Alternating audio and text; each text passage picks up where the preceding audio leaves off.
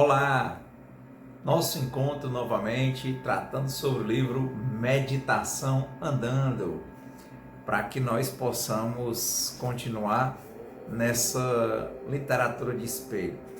Não há aqui nenhuma finalidade religiosa, institucional específica, mas na linha mais tênue, no sentido de nós nos religarmos conosco, com o Criador, com a criação, e nos entendermos, nos enxergarmos como realmente somos, parte da criação, parte da natureza.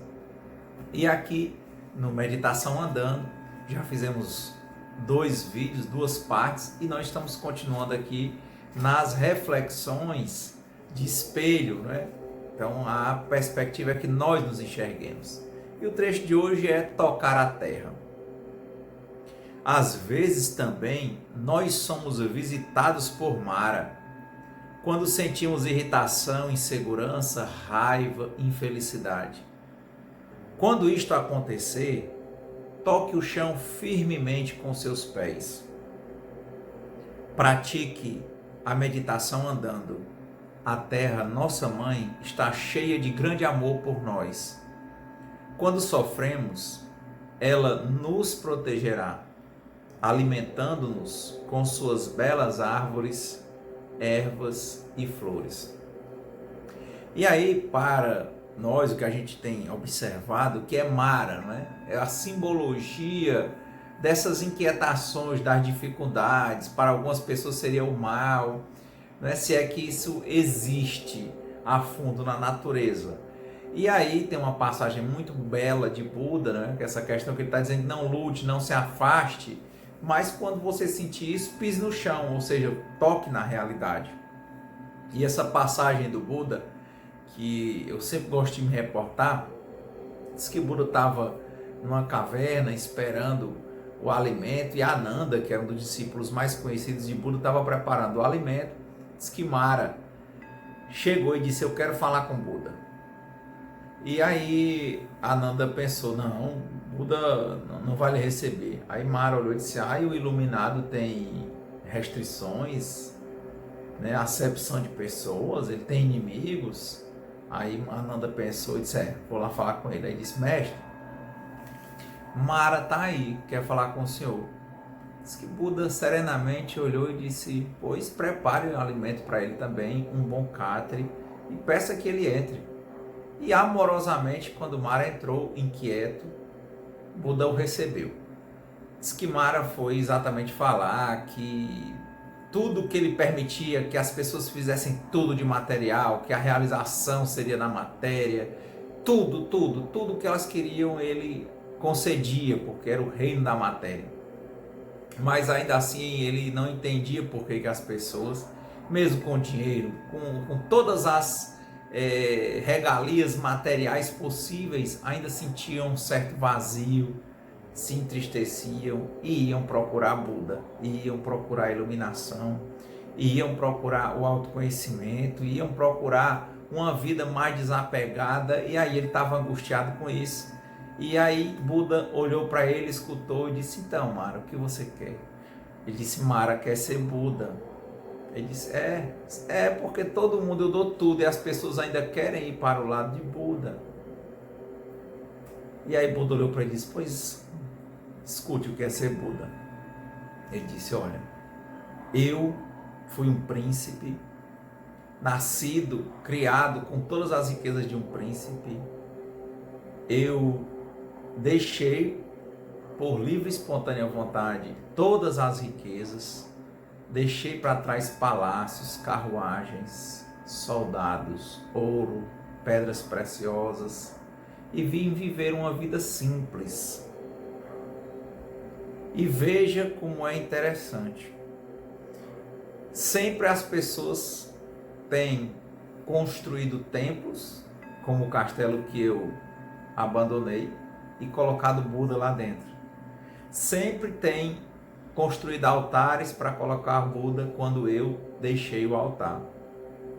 Sempre tem carregado Buda em carruagens quando Buda escolheu andar a pé.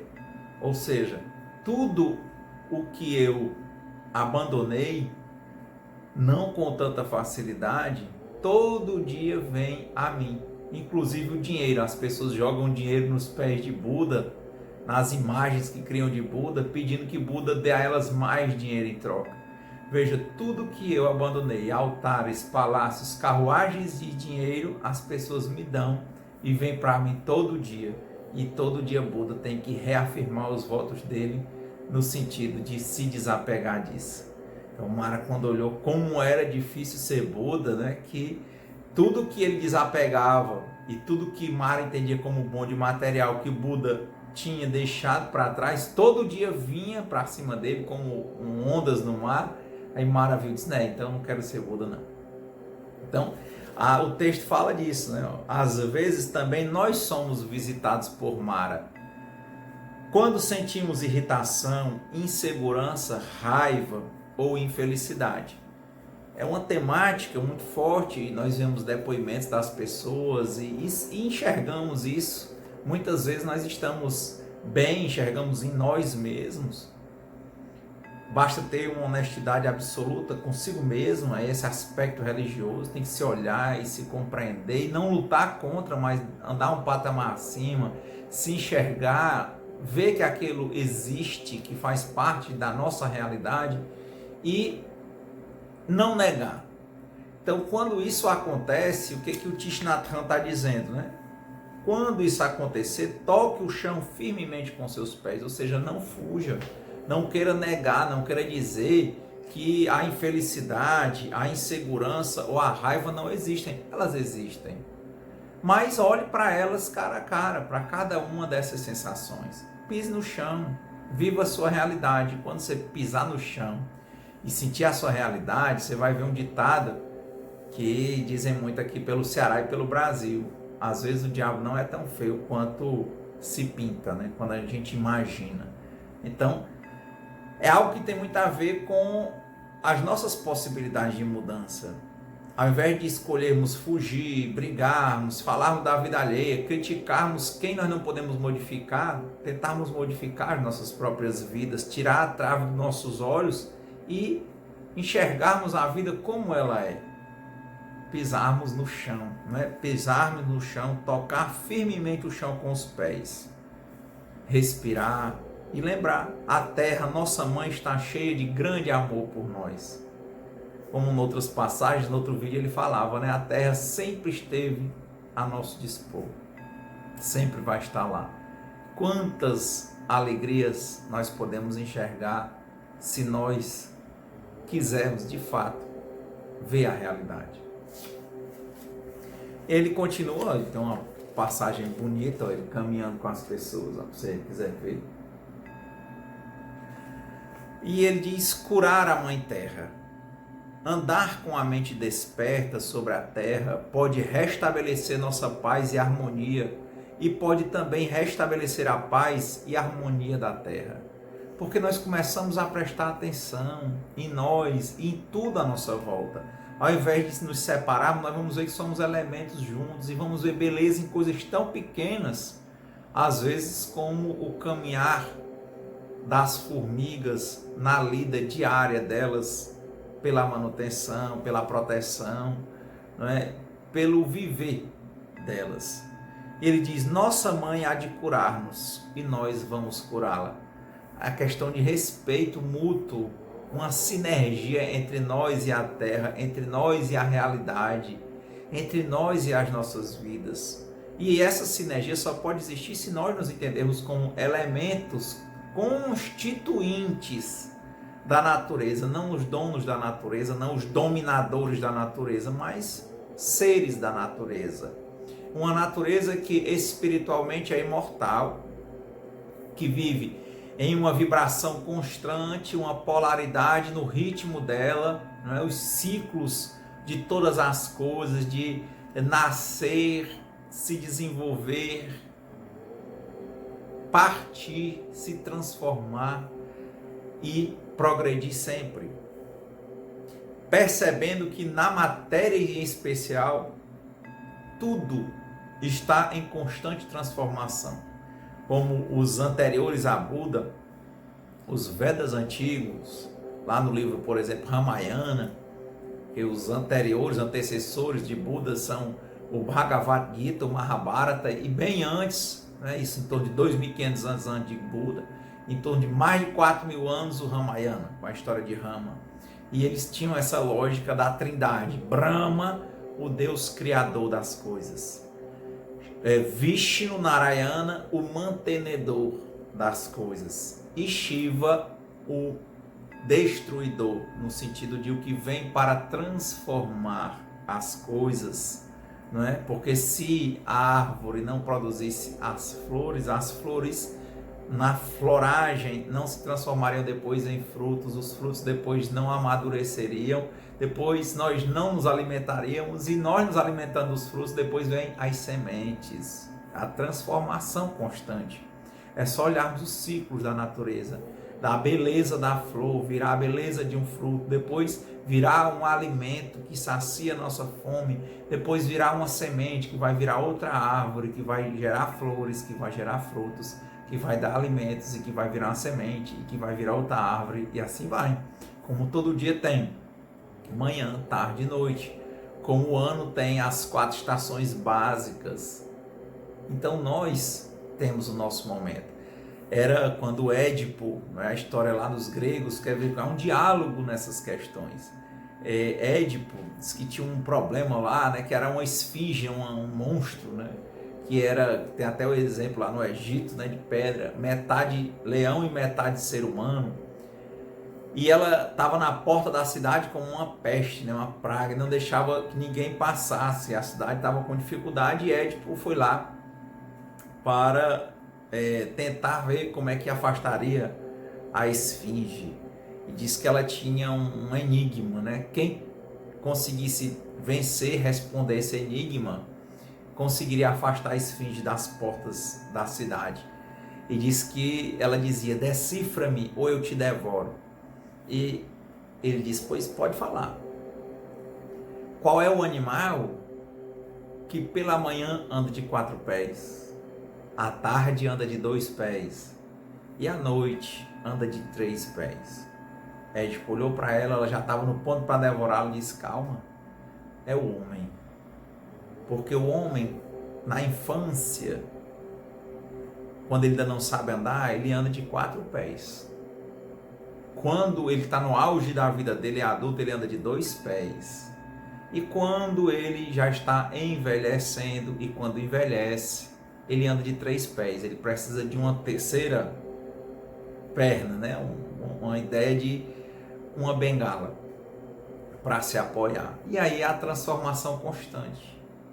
Então quer dizer, olha aí as trindades, as ideias dos ciclos, das passagens. Se nós nos desapegarmos, deixarmos passar, lembrarmos que a vida, o livro da vida, ele tem a capa, a primeira folha dizendo das coisas maravilhosas, e a segunda capa, a segunda folha dizendo isso passa, a terceira folha dizendo as coisas difíceis, a quarta folha dizendo isso também passa. Como disse Sirihan, sentir a leveza do vento, quando ele passar, deixar o vento passar, sentir um pouco o calor do sol, não correr atrás do vento, não ser um ser que age fora dos ciclos da natureza, não ir contra a natureza, ir com a natureza. Tem uma passagem que Paramahansa Yogananda, né, que foi um dos que trouxeram o yoga para o Ocidente, essas ideias meditativas indianas orientais, também inspirado pelos Vedas, pelo Ramayana, pelo Mahabharata, o Bhagavad Gita. E ele fala de uma passagem que um piloto ia num avião, aqueles aviões antigos, o Yogananda é de 1893, né, e nos anos 50 ele estava lá pelos Estados Unidos, já bem conhecido no ashram dele, né? E diz que um homem vinha num avião daqueles antigos, né, que não tinha a proteção de exaustão, né, e a pessoa andava, o piloto andava com aquela máscara, né, com oxigênio de respirar, e ele via um avião pequeno só para um piloto, como aquele do desenho do Dick Vigarista, né, só ele no avião, e o avião sem capa, sem nada, a pessoa com capacete e tal. Diz que ele vinha numa neblina, e quando ele olhou, ele viu um rato mordendo o cano, né? Na verdade a mangueira do combustível. Ele pensou, poxa, agora numa neblina, um rato mordendo a mangueira do combustível, se ele furar a mangueira, pronto, acabou. Aí ele começou a fazer piruetas, lutar contra o rato. E o rato com o dente lá e as patinhas não se soltava de jeito nenhum. Quer dizer, ele estava lutando contra aquele ser da natureza. E ele viu que o rato não saía de jeito nenhum, aí ele teve uma ideia.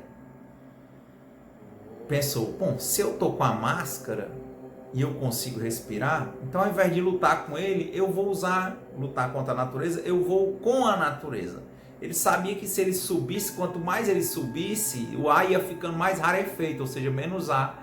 E ele, como estava de máscara, ele tenderia a aguentar. E o rato, como estava sem máscara e que respirava e precisava de oxigênio, provavelmente ia bambear e cair. E aí ele fez isso. Ao invés viu que a luta contra a natureza não ia ajudar, e aí ele fez o que? Subiu um patamar. Na hora que ele subiu um patamar, nada das outras forças pôde se aproximar dele. Veja que simbologia bonita. Quando nós tivermos um problema, ao invés de nós lutarmos contra o problema, talvez seja importante que nós enxerguemos de um outro patamar, que nós possamos dar um passo acima. Como dizíamos, se é para subir, vamos juntos, se é para descer, desça sozinho. Não precisa nem mandar, porque na hora que a gente subir um patamar, aqueles que estão numa sintonia diferente da nossa não nos acompanharão. É impressionante. Se você usa drogas, alucinógenos, você vai ter um grupo de pessoas na mesma sintonia. Se você dá um patamar acima, aquelas pessoas tenderão a se afastar, até que elas encontrem um outro caminho e certamente vão procurar o seu, porque vão ver que você descobriu uma nova maneira de viver, que deixou de viver para usar e usar para viver e passou a viver a vida ao invés de ser vivido pela vida. Assim é com vários outros apegos e sistemas de fuga que nós temos. Sempre tem quem se aproxime, mas se nós subirmos um patamar acima, não vamos ficar sozinhos, nós vamos encontrar outras pessoas e vamos ver que tem vários outros patamares luminosos em um ambiente de progresso, de evolução cada vez melhor. Mas nós temos que tomar apenas uma decisão, enxergar o todo e continuarmos avançando no sentido de sem pressa e sem pausa. Continuarmos, né? E aí ele diz, para continuarmos temos que estar na realidade, temos que estar aqui a curar a Mãe Terra, né? Nossa mãe, há de curar-nos e nós vamos curá-la. Fazemos a nossa parte. Se estamos feridos, nos curarmos, porque quem está ferido tende a ferir. Então a primeira coisa, nos curarmos. Fazemos a nossa parte, olharmos para o lado bom, vermos tudo como disse Paulo e olharmos para o que é bom, sermos a mudança que nós queremos ver no mundo. Tenho repetido algumas frases que eu acho que são edificantes no espelho da vida. Precisamos deixar de olhar para as pessoas como quem vai nos ensinar alguma coisa, mas temos que olhar para os ensinamentos e para as pessoas e para as oportunidades, principalmente os problemas, como oportunidades, que são grandes espelhos, que a depender da energia que nós mandarmos para eles, eles vão nos mandar, por vezes, com intensidade muito maior. O universo é um espelho. Ele acolhe tudo e devolve para nós o que nós mandamos para ele. Se nós mandarmos cura, receberemos cura. Se nós mandarmos vento, receberemos tempestades. Tá? Próximo. Respiração consciente. Ele diz, lembra? Inspira, expira. Inspirar totalmente, até encher o diafragma, que às vezes encher a barriga, né? Parece isso, que é algo entre o abdômen, né? Aqui. E quando expirar, até sentir essa musculatura da barriga secar. É uma prática interessante que a natureza já faz, as crianças fazem isso. E com o tempo a gente se perde em pensamentos e esquece de respirar. Pode prestar atenção que provavelmente você respira de forma muito curta, lhe falta ar, e fica com isso muito mais tenso. Você alimenta de tensão, né? Que era para...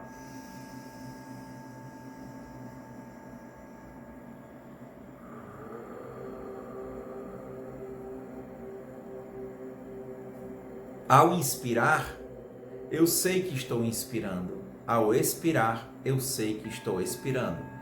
quando inspirar, lembrar disso. Eu sei que estou inspirando. É o tempo de uma inspiração.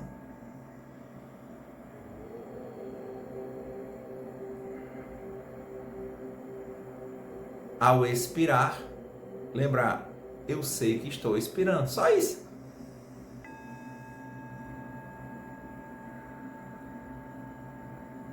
Isso, faça. Contar. Esse é importante, porque como esse nosso costume é de não prestarmos atenção na respiração, ele vai dando dicas importantes. Ele diz, ao caminhar, pratique a respiração consciente, contando os passos. Eu até falei há pouco que hoje mesmo novamente fiz uma maravilhosa caminhada andando. Às vezes eu levo mais de 1 hora, muito devagar, prestando atenção na minha respiração, na minha inspiração, na minha expiração. Para todos os problemas eu lembro disso, né? Que passa, eu não os nego, eu os acolho e vou inspirando e expirando. Quando a mente está muito embarulhada, é muito importante contar os passos, prestar atenção na inspiração, o tempo de inspiração, isso tudo mentalmente. E o tempo de expiração, contar as passadas, estar bem presente. É impressionante, né? Não querendo negar, não querendo fugir, deixar que todos esses pensamentos apareçam, não dialogar com eles, deixa eles aparecerem, eles fazem parte, não julgá-los, não condená-los, não afastá-los, deixa, anda com eles, mas presta atenção no seu caminhar, inspirando e expirando. Respirar naturalmente, não tente controlar sua respiração. Deixe a seus pulmões o tempo e o ar que precisam. Tem gente que leva em torno de 5 segundos para inspirar, 9 segundos para expirar. Veja qual é o seu tempo. Não se aperreie com isso, só faça naturalmente. Observe apenas quantos passos você dá enquanto seus pulmões se enchem e quantos passos dá enquanto se esvaziam. Prestando atenção à respiração e aos passos, o elo é a contagem. Quantas pessoas hoje estão usando aqueles relógios que marcam tudo, que é a internet. Mas mais importante é nós abandonarmos, por alguns momentos, nesse, por exemplo, esses equipamentos tecnológicos, que nós vejamos a nossa natureza funcionando, tá vendo? Ele vai a contagem dos passos e vai coordenando com a contagem, né, o tempo de inspiração e expiração. É muito libertador. Assumimos a nossa parte, vivemos em plenitude com a natureza, na natureza, nós fazendo parte. Não tente controlar sua respiração nem seu andar. Observe-os apenas com atenção. Com isso, nós vamos observar não só o nosso andar, nosso caminhar, nós vamos observar tudo o que se passa ao nosso redor. Tem que ter uma visão total. E evitarmos as críticas, as comparações, as condenações nossas. Vamos nos olhar como nós realmente somos, só isso. Equilíbrio maravilhoso de conscientização. Não esqueça de praticar sorrindo. Seu leve sorriso trará calma e prazer a seus passos e a sua respiração, e ajudará a manter sua atenção. Após ter praticado por meia hora ou por hora inteira, perceberá que sua respiração, passos, contagem e leve sorriso fundem-se num equilíbrio maravilhoso de conscientização. É tão interessante, até aqui a gente fica lembrando para ver como é. Eu lembro que o vídeo passado, depois eu escuto, porque eu gosto de ouvir essas passagens. Eu não gosto muito de me ouvir, não gosto tanto, né? Mas as passagens, o que está sendo dito, realmente provocam em mim essa coisa de me envolver comigo, no sentido de um espelho, de me enxergar, e faz com que haja luz dentro de mim para coisas que o meu senso violento de escolher, de negar, de julgar coisas dentro de mim, que ele se afaste um pouco. Quando joga luz nas coisas em mim, como plantas, todas as coisas se desenvolvem, passam a brotar, e eu passo a regar todas as coisas. Interessantemente, passa a se formar um jardim nessa mãe terra que tem dentro de mim, como deve acontecer com você, como Thich Nhat Hanh está falando aqui. Então, no último vídeo eu observei isso, e muitas vezes, mas antes de ver, né, o Thich Nhat Hanh eu nem prestava atenção. Isso que? Meu sorriso. Não é fácil. Por quê? Porque há todo um senso sisudo, pesado, trancado, de preconceitos que existem dentro de mim, reflexões de passado e futuro, e que impedem esse sorriso brilhante de existir, porque o meu sorriso é brilhante como o de qualquer pessoa, como o seu é brilhante, desde que nós nos permitamos. E é importante hoje olharmos para nós e vermos se nós estamos sorrindo. Às vezes, houve um tempo que eu pensei, acho que vou pregar uma placa bem grande onde eu andar dizendo sorria. É importante. Vamos sorrir. Vamos sorrir. Uma das coisas mais maravilhosas. Olha, que ele está sugerindo. Caminhe onde quer que você esteja. Inspire, percebendo que está inspirando. Expire, percebendo que está expirando. Conte os seus passos, sorria levemente, olhe para a Mãe Terra, interaja com a natureza, olhe para coisas que você costuma não olhar, não dá importância, mas que são vitais na nossa existência. Permanecer firme na respiração. Permaneça sempre firme em sua respiração. Tomar mais ar puro. Veja, cada coisa que não tem preço, não precisa ir para canto nenhum. Nós podemos fazer isso onde quer que nós estejamos. Após estar praticando por alguns dias, tente acrescentar um passo à sua expiração. Na respiração normal, nunca expelimos todo o ar dos pulmões. Sempre sobra um pouco. Não exagere. 4 ou 5 vezes bastam. Lembre-se de acrescentar um passo à expiração e não à inspiração. Que é exatamente quando nós vamos andar, na verdade, nós tendemos a inspirar pouco, ou seja, recolhemos pouco ar, e expiramos pouco também. Não raro, quando nós nos observamos, nós não vemos que estamos respirando. Era para a gente ver o movimento da nossa respiração. E ele está dizendo, primeiro, aprenda a inspirar bem. E depois aprenda a expirar tão bem quanto, no sentido de aumentar um passo. Ele diz aqui, por exemplo, se sua respiração normal for 2 a 2, prolongue sua expiração sem andar mais depressa e pratique 2 a 3 por 4, 5 vezes. Depois volte 2 a 2, ou seja, se você inspira, leva 2 segundos. E quando expira, são mais 2, ele diz, dê mais 1, dê 3.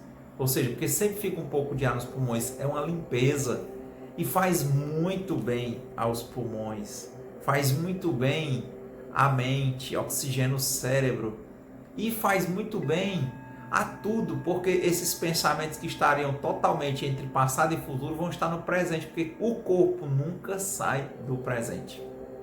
Nós podemos até negligenciá-lo, mas ele não nos negligencia. E aí ele continua, já para nós irmos encerrando, né? Nós estamos com as propostas menores para não cansar tanto. E hoje feliz porque estou vendo mais sorrisos de vocês, estou vendo mais sorrisos em mim. E ele fala de melhor circulação. Olha como ele vai andando nas fotos, ó, andando com as pessoas. Isso é bem devagar, gente. Quem puder, assista o documentário Caminhe Comigo. Ele anda bem devagar. E é interessante que lá em Plum Village, onde ele está instalado, eu falei a história dele no primeiro vídeo, lá tem energia, tem tudo, mas as pessoas não assistem, não tem TV, não ficam usando internet.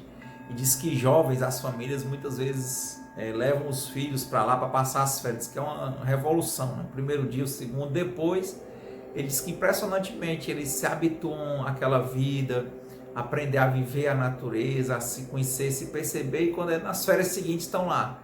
Não é, quer dizer, não é porque não serve, é porque nós não estamos tendo proximidade com esse contato que é a realidade. Nós estamos em constantes fugas, abstrações, jogos agora criados, né? Realidades virtuais, né? Sempre olhando para a vida dos outros nas redes sociais, ao invés de olharmos para a beleza que tem nas nossas vidas, sermos radiantes, irradiarmos essa luz, essa alegria, né? E ele diz melhor circulação, para a gente concluir por hoje.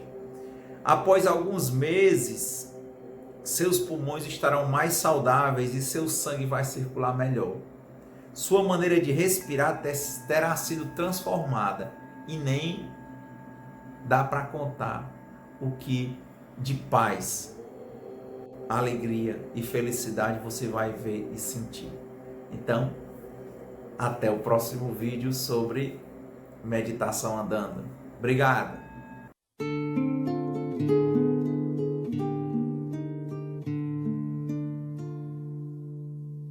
Senhor, fazei-me instrumento de vossa paz.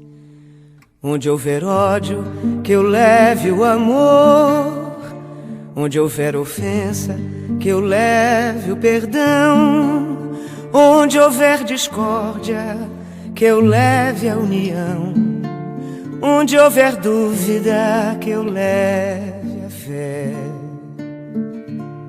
Onde houver erro, que eu leve a verdade. Onde houver desespero, que eu leve a esperança. Onde houver tristeza, que eu leve a alegria. Onde houver trevas, que eu leve a luz.